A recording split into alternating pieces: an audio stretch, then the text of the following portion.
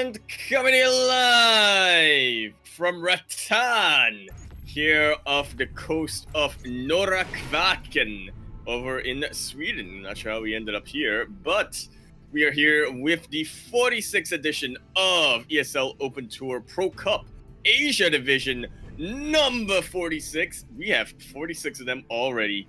Can you believe that? I am, of course, your host, Yaku of Yakuzaku, and with me today we have El Galleta Animal que tienen una gran falta, Tazas, himself, Light_VIP. How we doing, Light? What's up, Yaku? I don't know how we ended up in Sweden either, question mark, but we're here. We are back with ESL Open Cup. It's been a week, but we're here, and mates, we got a lot of returning faces. That we do, and one of them is spawning over here in the top left-hand corner map, spawning all the way in the top left-hand corner. The red protest player coming out from South Korea. He is representing Alpha X, the general himself. Everybody give it up for Zoun. And spawning in the bottom right-hand corner of Death Aura LE, we have the South Korean Terran player. There's a lot going on right now in the chat, but we don't speak any Hangul, so if anyone in the chat can help us out, please do. It is representing Brave Star Gaming, Dream.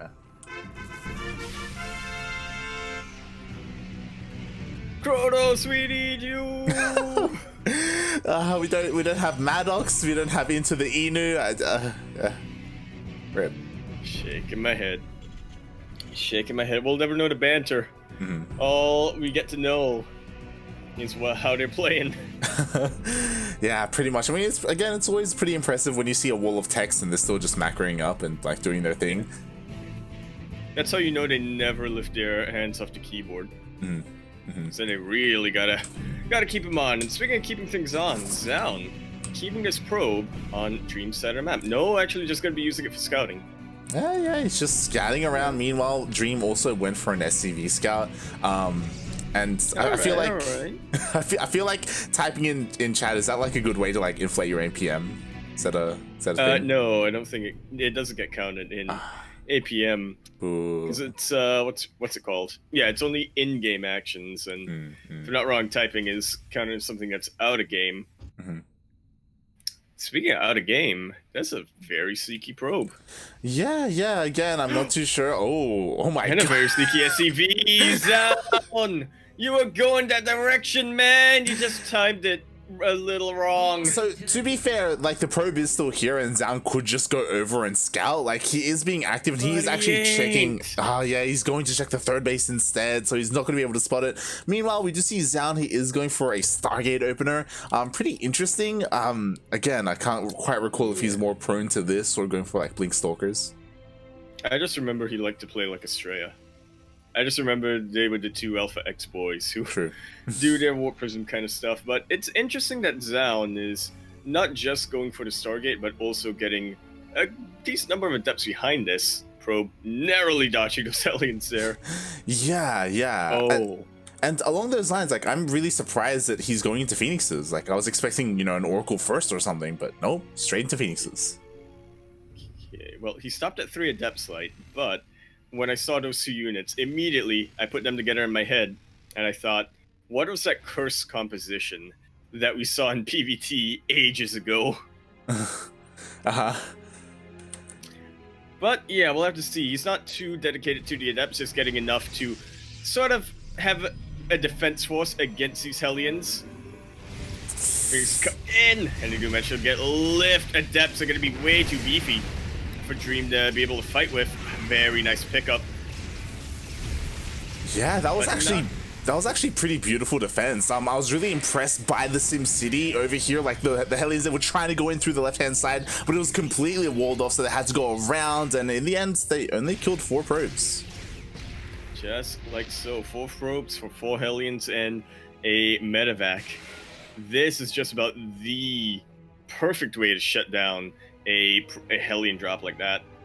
Oh yeah, yeah, definitely. Like, again, the heavy drop wasn't even scouted. Like, the buildings themselves weren't spotted by Zoun. It didn't even matter. He had units, not necessarily to defend. It was like, oh, this is here. I guess I can use my phoenixes, you know? Yeah, may as well. I knew I got him for a reason. Mm-hmm. If only he knew. But behind that, we do have Dream just building up for an attack. Okay, going for mines, it seems, instead of tanks. Interesting. I mean, okay, so to be fair, like, Dream, he did scout, like, the opener. He did see all the phoenixes, so he's aware that Zoun, he committed pretty heavily to that. So I guess this is Dream's, like, response. Like, and honestly, I like it because I feel like tanks are really vulnerable to phoenixes. Like, you have to really babysit them hard. Something like Widow Mines, it works a lot better. Yeah, you just get so much more aggressive options when you go Marine Mine with this composition. You're not going to be worried about leaving any supply back on top of those tanks, as you said, just to try to snipe any phoenixes that try to come in and try to get some crowd control. That said, they're not too effective against Colossus, but yeah, we'll see how many Marauders Dream decides to get. I was about to say, like, he's got 2 Raxes with Tech Labs. Like, he's going to be pumping out as many Marauders as he can get. And with that, like, we've seen it before. We've seen really aggressive Zerg players like Time or Bjorn in this matchup just stim forward and just chase down Colossus. That they absolutely have, but I guess that is pretty micro-dependent, and we'll see if Dream is able to get that done. He's moving out with not as big a force as I would have really expected. He is keeping some supply back at home to just defend against these Phoenixes, like so. Yeah, I was actually pretty surprised that he left as much as he did at home, and the Phoenixes, they just delayed the third. Ooh, they do spot the main army. That they do, but they're vulnerable to the Marines. They're flying around. They are just trying to pick off reinforcements, maybe get a medevac. And most of all, just trying to keep this army from pushing. Almost able to get a medevac, but a second Colossus is almost out right now for Dream. Not a lot on the ground, I have to say. Zoun is really going to be relying on those force fields to really prevent Dream from getting right on top of that Colossus. Yeah, definitely. But as time goes on, a second Colossus has already come out. Extended Thermal Lance is going to come out. We'll finish up as well in a couple of seconds. Drops right into the main. And the Phoenixes are nowhere near fast enough to deal with this. But the Colossus do manage to get up, but it was only a distraction. Here comes the second force coming into the northeast. And this is going to be a lot. Dream is not quite focusing down the Nexus, but did manage to get a lot of probes, especially with those Widow Mines. Oh yeah, and he killed a lot of gateway units as well. Meanwhile, the drop, you know, it wasn't really cleaned up in the main base. There's still a unit there. And he traded well, like 12 probes, killed all the sentries as well. Oh, he traded insanely well. Now, Zoun is really forced to sort of split up his forces, even take some damage on that Colossus from the Widow Mine. He might get another one. He might get another one. Not enough to kill it, but that is a lot of hull damage. Not going to take a lot for Dream to really take out that Colossus. That would have been insane if the Colossus went down to that one Widow Mine. Jesus Christ. I mean, it's and pretty you thought tanks were the units against Colossus. Exactly. And you know what? It's pretty close. Like, the Colossus is so close to going down as well. We have a follow-up push coming in. Again, Dream doesn't have too much, but, like, you know, he's got some pretty tanky units. He has +1 with his Marauders. Okay, he's actually just gonna go for the Doom drop. I thought he might have gone for a bit of the older school strategy of dropping right on top of the Colossus. That is what I'm talking about. Just like that. GG's call. Dream takes game #1. I miss dropping Marauders on Colossus. Like, I'm glad Dream showed it. Yeah, I love how we saw the wheels turn in Dream's head. He was gonna go for the Doom drop, then he's like, oh, he didn't remake the Phoenixes that I killed. He only has 1 Phoenix and 2 Stalkers for anti-air. I'm just gonna drop on top of the Colossus. Like, it doesn't even matter. And he just pivoted around straight away, made like a U-turn, went straight for the Colossus and just dominated. Despite all of them Phoenixes. But I guess they weren't quite in position yet. Yeah, I mean, there was literally 1 over them. like there was just nothing to stop the medevacs. Oh, wait, did a mine hit pop off? I think it did. Okay, let me just watch a stream over here. See how that goes down. As we go into game #2. Yeah, we are going to be getting into game number 2 again. This is the very first round of today's tournament, and we did kind of mention it before, like there are some returning players. It's a matchup that I wanted to get into, but Renegade, he is currently casting Beyond playing against Drink, which isn't a massive matchup, but the winner goes up against Dongregyu. Yeah, they do. I'm already a little jealous, but yeah. I guess it isn't really much of a need to be, as we are now on Lightshade LE as Hangul gets thrown left and right. And speaking of right, in the bottom right-hand corner of the map, spawning all the way in the bottom right-hand corner, the red Protoss player coming up from South Korea. He is going to be representing Alpha X. What does he have in store for us? He is Zoun. And Zoun, and spawning in the top left-hand corner of Lightshade LE, we have the South Korean Terran player, the blue Terran, currently representing Brave Star Gaming. It is Dream.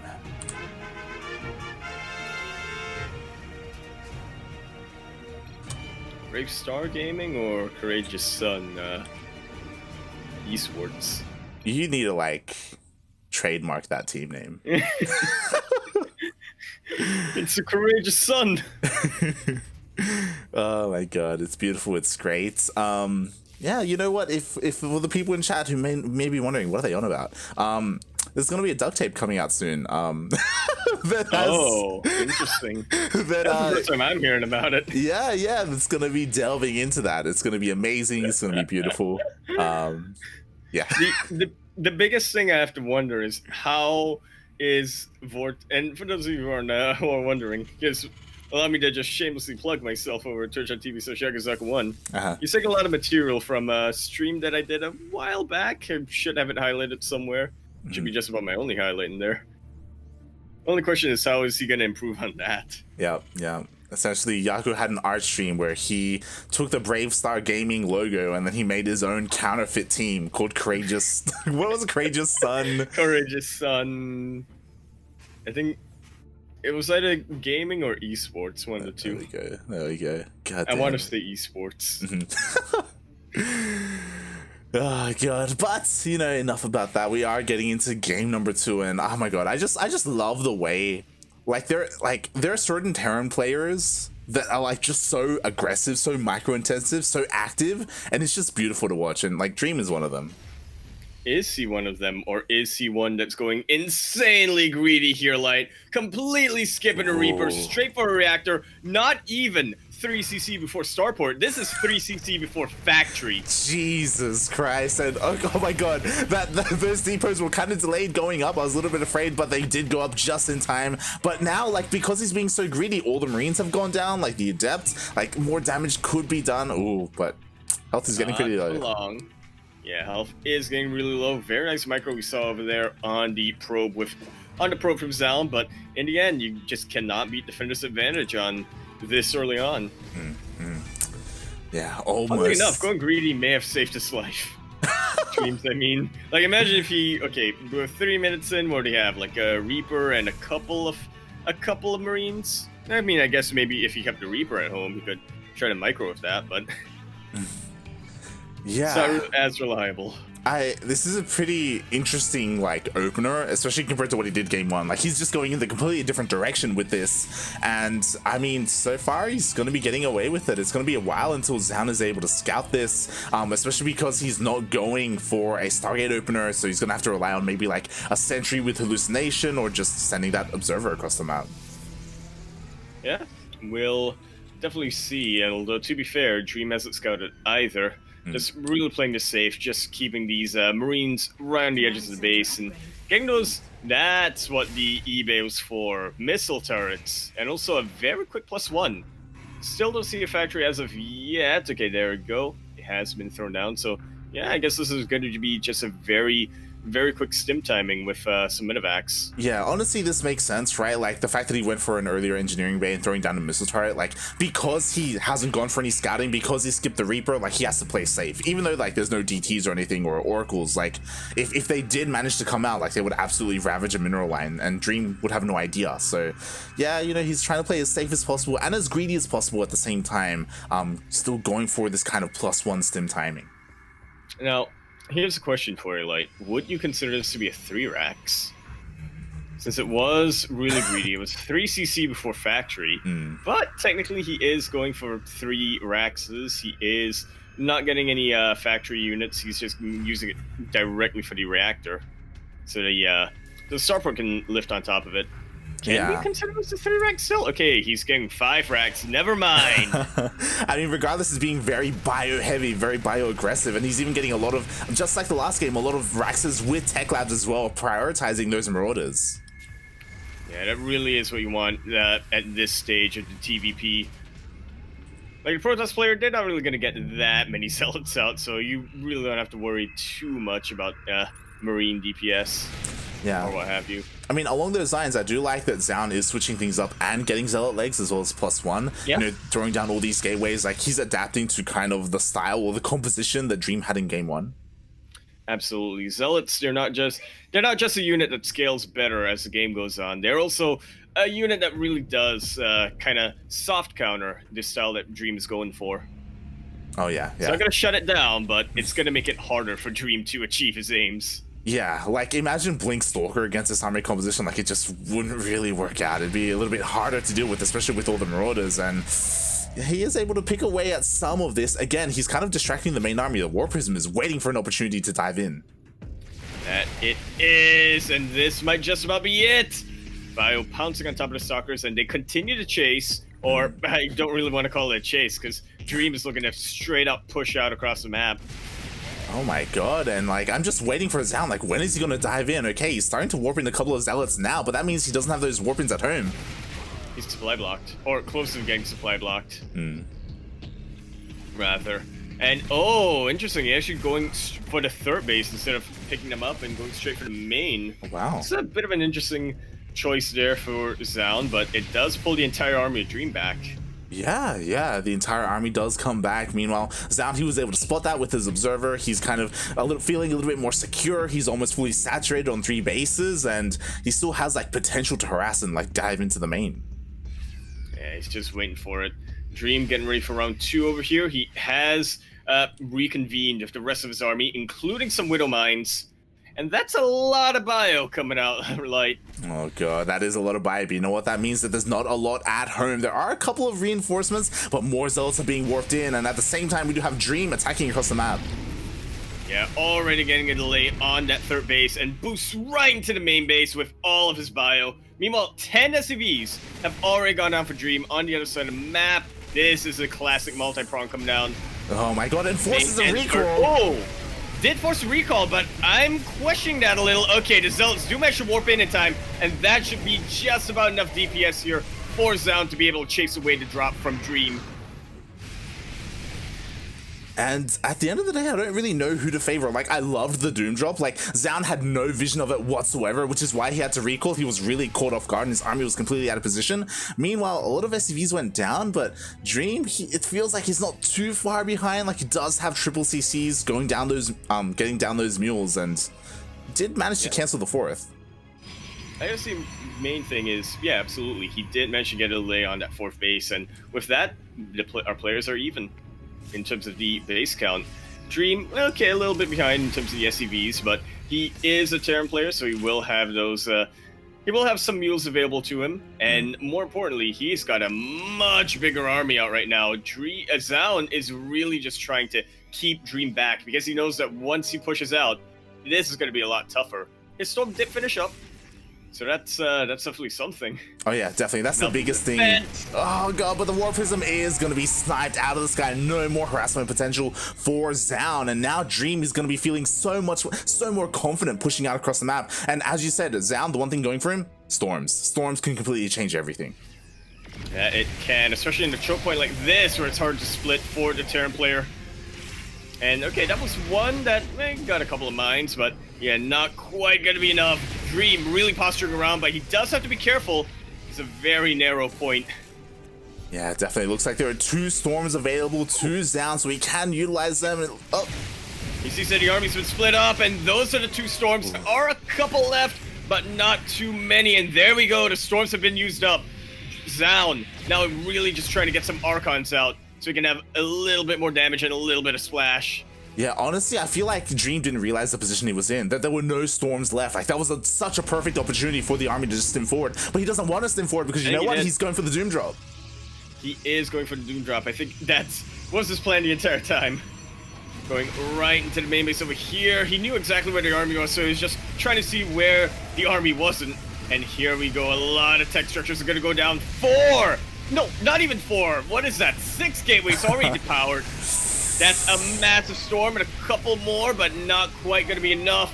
Dream is getting quite a lot of damage here, but if he loses his entire army, does he have much to continue to push? Oh, that's apparently not his he does. Exactly, that's not his entire army. We have all the reinforcements rallying towards the 4th base, and you know what? There's barely any units here, and there's not going to be because the entire production is depowered.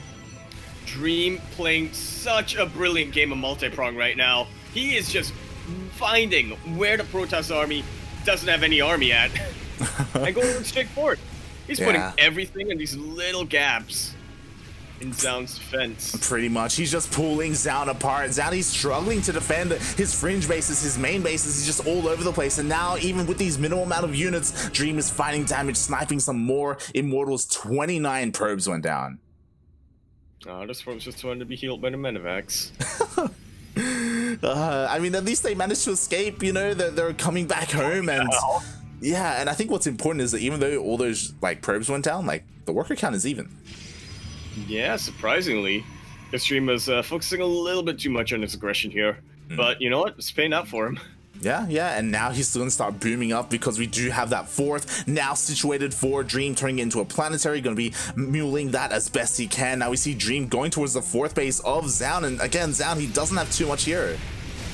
No, he does not. Flanking with the storms helps a little bit, but this is a very wide open area. Dream already splitting up, and look at that concave of bio units. It is looking like Dream is gonna take this series. Oh my god, yeah, there's just nothing left as an Immortal. The Immortal gets taken out as well. There's just the War Prism. GG is called, and Dream 2-0 gonna be going up to face no one yet because, yeah, they're already in the quarterfinals.